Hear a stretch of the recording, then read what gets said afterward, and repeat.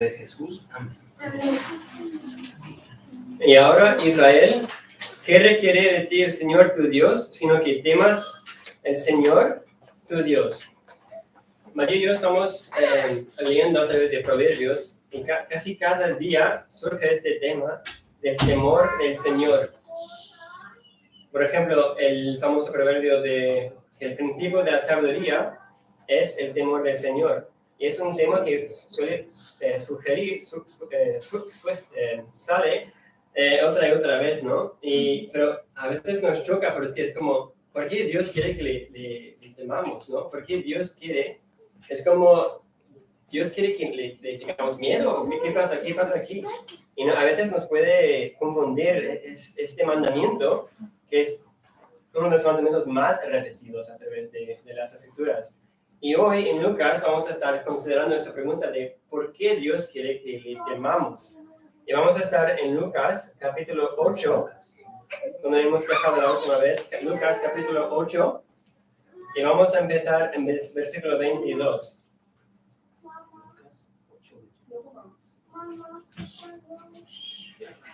Espera un minuto que lleguen los Johan, ¿me puedes hacer el favor de leer 22 hasta 25? Sí. Un día subió Jesús con sus discípulos a una barca. Crucemos al otro lado del lago, les dijo. Así que partieron, y mientras navegaban sobre el lago, de modo que la barca comenzó a hundirse y corrían un gran peligro. Los discípulos fueron a despertarlo. Maestro, nos vamos a ahogar, gritaron.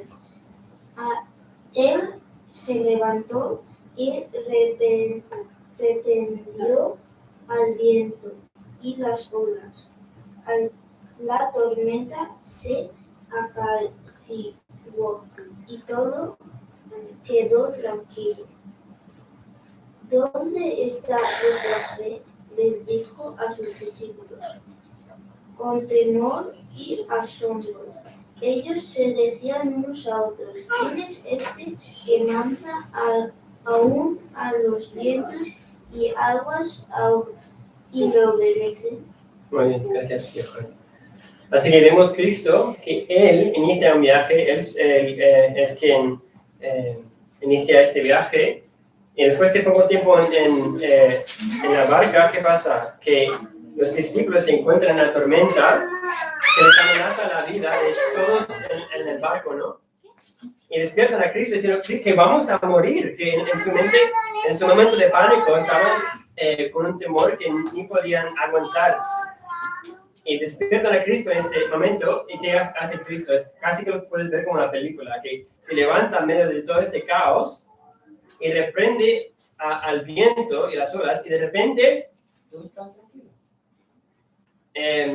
¿Y qué dice Cristo? ¿Dónde está vuestra fe? Vemos que esta tormenta no ha venido por esta frase sin propósito, sino que Cristo estaba como dando a los discípulos una prueba de su fe para que vemos a Cristo enseñándoles a estos discípulos la falta de su fe en Él. Así que Cristo para las tormentas y les salva de sus temores. ¿Y qué fue la reacción de los discípulos? ¿Alivio? ¿Paz?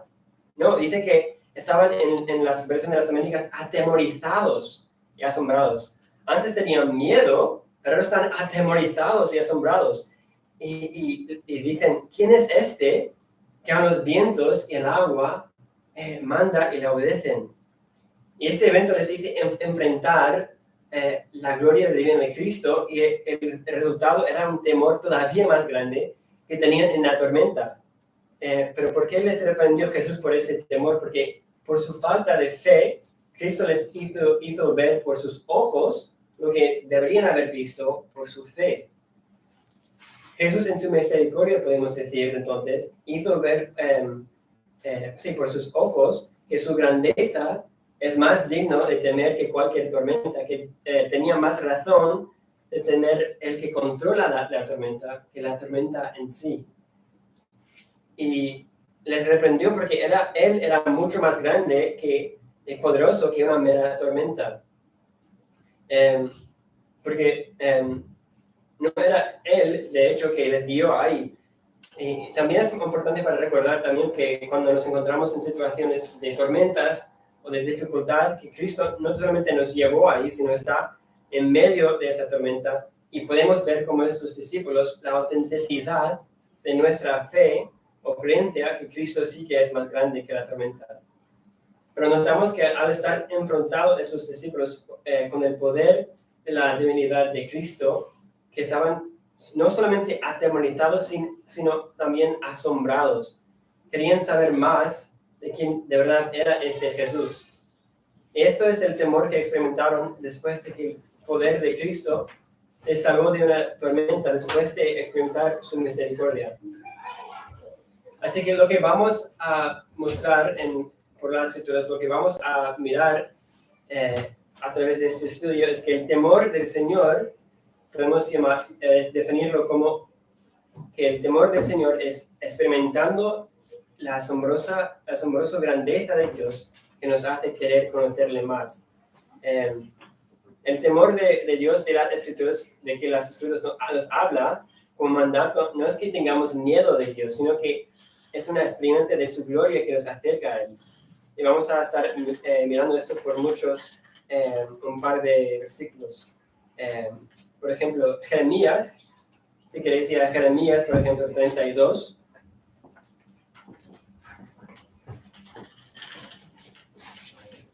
Jeremías 32, versículo 38 y 39 dice, y ellos serán mi pueblo, y yo seré su Dios, y les daré un solo corazón y un solo camino para que me teman siempre para bien de ellos y de sus hijos después de ellos. Y luego, al siguiente capítulo, 33, el versículo 9 dice, y la ciudad será para mí un nombre de gozo, de alabanza y de gloria ante todas las naciones de la tierra, para que oirán de todo el bien que yo le hago, y temerán y temblarán a causa de todo el bien y de toda la paz que yo le doy. Entonces, ¿qué mejor palabra usar que el temor, ese sentimiento cuando estamos en la presencia de algo mucho más grande, mucho más justo, mucho más santo, más bueno, que ni nos podemos imaginar?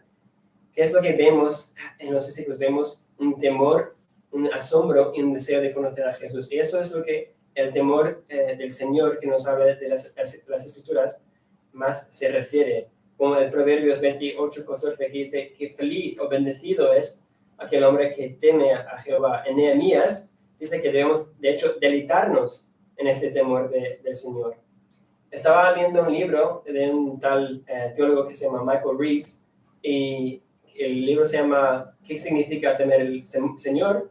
Y él dice, el Dios vivo es infinitamente perfecto, asombrosamente bello en todos sus sentidos, y por lo tanto no le amamos correctamente. Si nuestro amor no es un amor tembloroso, asombroso y temoroso.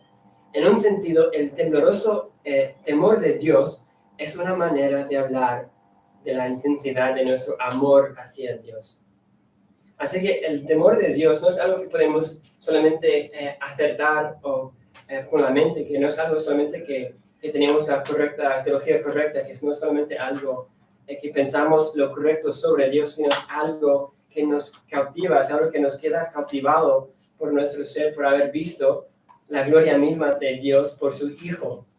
Eso es lo que Dios nos requiere de nosotros. O sea, estamos amando al Señor de esta forma, que no solamente que sabemos lo correcto bíblicamente, sino experimentamos ese temblor casi de su amor, ese temblor de ver su grandeza y a la vez su amor, su misericordia. Pero la pregunta es, ¿es este el único temor que vemos en la Biblia? Y vamos a volver a Lucas, capítulo 8, para mirar que también hay otro tipo de temor del Señor. Lucas, capítulo 8, y volviendo al versículo 26. Karim, ¿puedes? No sé si puedes. No. No le da- 26, Me he robado una. 26 a 29. Luego llegaron a la región de los Gerasenos, al otro lado del lago de Galilea. Mientras Jesús bajaba de la barca, un hombre que estaba poseído por demonios salió a su encuentro. Por mucho tiempo había estado desnudo y sin hogar, y vivía en un cementerio, en las afueras de la ciudad. En cuanto vio a Jesús, soltó un alarido y cayó al suelo frente a él, y gritó: ¿Por qué te entrometes conmigo, Jesús, Hijo del Altísimo? Por favor, te suplico que no me tortures. Pues Jesús ya le había ordenado al espíritu maligno que saliera del hombre. Ese espíritu a menudo tomaba control de él. Aun cuando el hombre estaba bajo custodia con cadenas y grilletes, simplemente lo rompía y se escapaba al desierto, totalmente controlado por el demonio. Así que llegan a la tierra, después de toda esta escena épica de temor y haber visto la gloria de Cristo, y se encuentran con un hombre que está endemoniado, aparentemente. Dice que solo por ver a Jesús gritó y cayó, rogando de que no le atormente. Eso es bastante distinto a lo que vemos en las películas cuando hay un demonio que quiere como casi luchar, ¿no? Pero aquí lo que pasa es que solo por ver a Cristo cayó y empieza a gritar, rogando a Cristo que no le atormente. Es bastante distinto ver hasta los demonios que entiendan la autoridad de Cristo. Y es lo que podemos llamar, como lo llamó ese mismo escritor del libro, el temor pecaminoso. Por ejemplo, como hemos dicho, no se trata de solamente entender lo correcto con la mente, como este demonio lo acertó, dijo, le llama a Cristo Jesús, Hijo del Dios Altísimo. O sea, él no sabía exactamente quién era Jesús, pero su problema era le temía, pero no un tipo de temor de lo que hablábamos antes. Por ejemplo, Santiago dice, ¿tú crees que Dios es uno? Haces bien. También los demonios creen y tiemblan. Es exactamente lo que vemos aquí.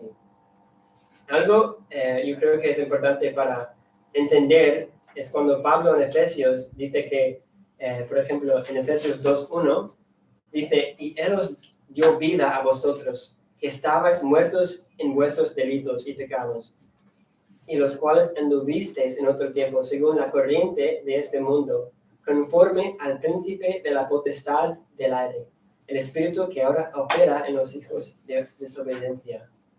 O sea, si no pertenecemos al reino de Dios, de hecho somos hijos de desobediencia, pertenecemos sino al reino de Dios, al reino de Satanás, que es el Dios de esta edad, como se refiere en las Escrituras. Y vemos a través de las Escrituras que este temor pecaminoso no es el temor que tendría un creyente, sino más bien es el miedo de alguien no creyente o como un demonio, alguien que pertenece a este reino, ese miedo que tiene a este demonio, por ejemplo, al ver a Jesús. Es el miedo también que tuvo Adán, si recordáis, cuando estaba en el jardín y pecó por la primera vez y que dijo, Dios dijo, ¿dónde estás? Y él respondió, Adán dijo, te oí en el huerto y tuve miedo, porque estaba desnudo y me escondí. También el escritor de ese libro dijo, el temor pecaminoso te aleja de Dios. Esto es el temor o miedo del no creyente que odia a Dios, que tiene miedo de ser descubierto como un pecador y por lo tanto huye de Dios. Vemos, si no tenemos el Señor por nuestro amor intenso de Él, debemos temer a Dios como todos en el reino de Satanás, sean demonios o no creyentes, por el miedo de su justicia. La diferencia entre esos dos temores es saber que este Dios todo justo está por nosotros o está contra de nosotros. Vemos estos dos temores, si me podéis acompañar otra vez rápidamente a Éxodo. Vemos estos dos temores a la vez y cómo las Escrituras definen esos dos temores. Éxodo capítulo 20, versículos 18 a 20.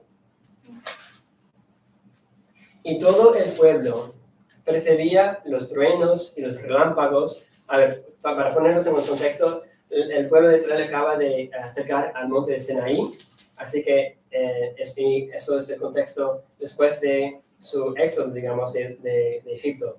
Dice, todo el pueblo percibía los truenos y los relámpagos y el sonido de la trompeta, el monte que humeaba. Y cuando el pueblo vio aquello, temblaron y se mantuvieron a distancia. Entonces dijeron a Moisés al pueblo, no temáis, porque Dios ha venido para poneros a prueba, para que su temor permanezca en vosotros, para que no pequéis. ¿Habéis visto? No temáis, y luego, para que su temor permanezca en vosotros. Exactamente como Cristo antes estaba poniendo a prueba la fe de los discípulos en la tormenta de Dios, otra vez está probando la fe de Israel. No para que tengan miedo, sino para que le teman, para que le vean tal y como es. Y vemos Moisés distinguiendo entre el miedo de Dios y el temor de Dios. Pero la pregunta es, ¿cómo puedo temer a Dios? A ver, a lo mejor me dices, a ver, entiendo algo de que debo temer a Dios, pero no le tengo que tener miedo, pero a veces me cuesta no pensar uno en vez del otro. ¿Y cómo puedo distinguir esto? ¿Cómo puedo temer a Dios como Dios quiere que le tema sin que le tenga miedo? Y eso es exactamente lo que seguimos viendo en Lucas, volviendo al capítulo 8 de Lucas, capítulo 8, en versículo 30 y 37. 30 hasta 37. Entonces Jesús le preguntó, ¿cómo te llamas? Y él dijo, Legión, porque muchos demonios habían entrado en él. Y le rogaban que no les ordenara irse al abismo. Y había una piedra de muchos cerdos haciendo ahí en el monte. Y los demonios le rogaron que les permitiera entrar en los cerdos. Y él les dio permiso. Y los demonios salieron del hombre y entraron en los cerdos. Y la piedra se precipitó por el despeñadero al lago y se ahogaron. Cuando los que los cuidaban vieron lo que había sucedido, huyeron y lo contaron en la ciudad por los campos.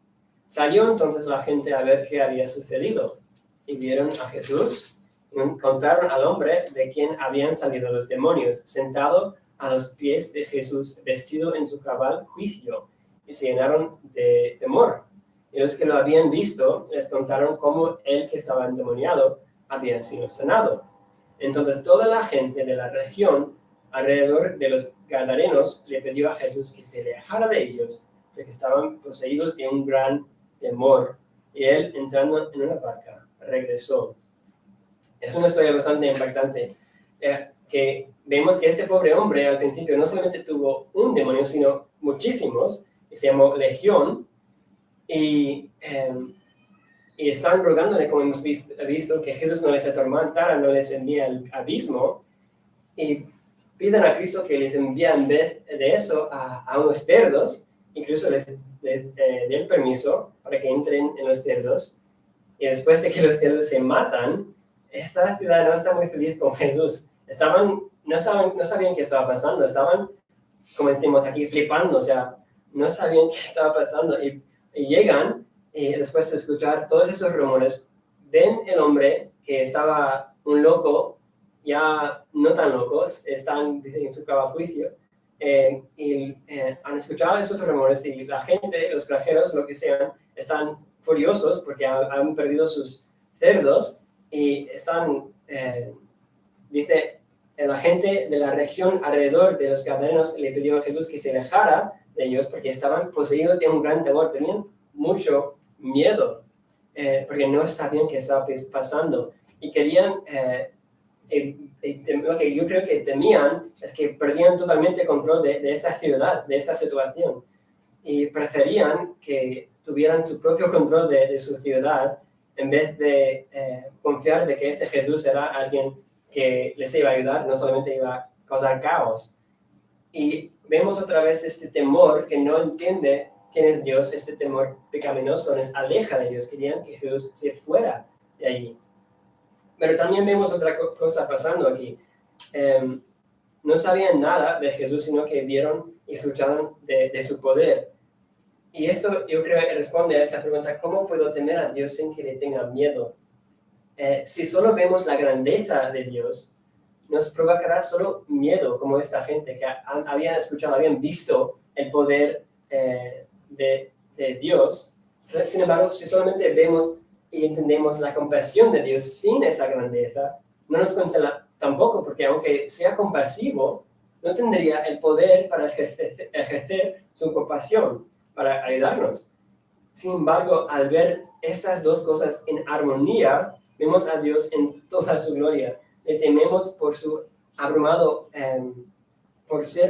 por ver esta armonía que nos queda cautivados, no solo por su poder incalculable, sino por ese poder manifestado en un corazón infinitamente compasivo.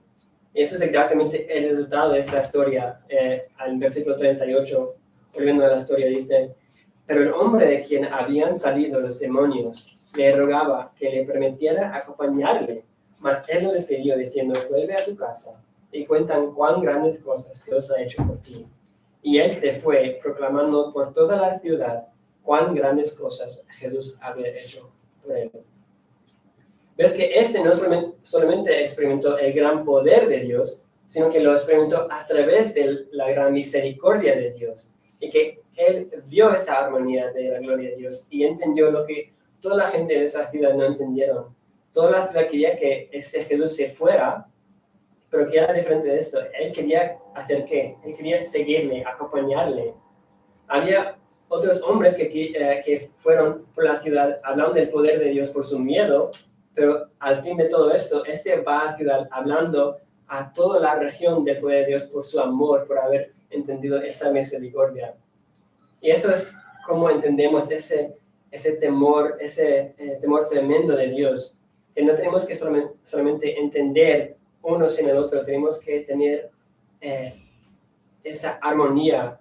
Cuando hemos experimentado esa gloria divina de Cristo en esas escrituras, eso es lo que vemos, que nos salvó tanto como este hombre del reino de Satanás, tanto como nosotros por su poder y misericordia a la vez. Así que o le tenemos miedo por tener que enfrentar su justa ira o le tememos, como las escrituras nos mandan, por su grandeza, con la armonía del amor paterno que nos ve como sus hijos. Y esto es la esencia que nos dice las escrituras del gozo, de entender que nuestro Padre no solamente es misericordioso, sino grande. Y cuando vemos esas dos cosas en armonía, como vimos más que en ningún otro lado en la cruz, podemos entender ese temor, tenemos acercar a Dios por su gracia, temblando no por miedo, sino por el amor que nos ha sido otorgado.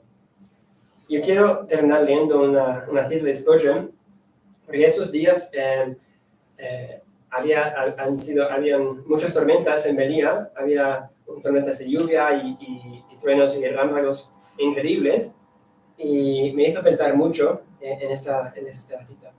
Dijo Spurgeon: mirando a la expansión del mar, mirando arriba a las estrellas innumerables, observando las alas de un insecto y viendo la habilidad de Dios manifestado en algo tan pequeño, o quedarte de pie en medio de una tormenta, observando lo mejor que puedas los relámpagos y escuchando los truenos de la voz de Jehová.